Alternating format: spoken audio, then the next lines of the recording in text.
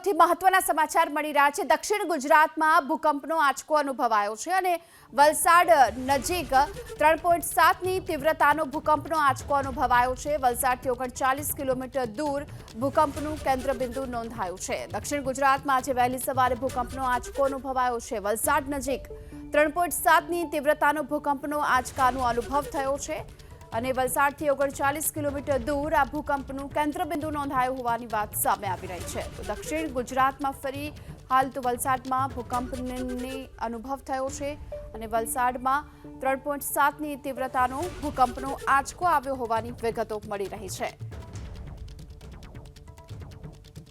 તો આ સાથે જ વલસાડથી 39 કિલોમીટર દૂર ભૂકંપનું કેન્દ્રબિંદુ હાલ નોંધાયું છે। દક્ષિણ ગુજરાતમાં ધરાધ્રુજી છે। વલસાડમાં હાલ ભૂકંપના આંચકાનો અનુભવ લોકોએ કર્યો છે। જો કે 3.7ની તીવ્રતા હાલ તો માપવામાં આવી છે અને આ સાથે જ જે ભૂકંપનું કેન્દ્રબિંદુ છે વલસાડથી 39 કિલોમીટર દૂર નોંધાયું છે।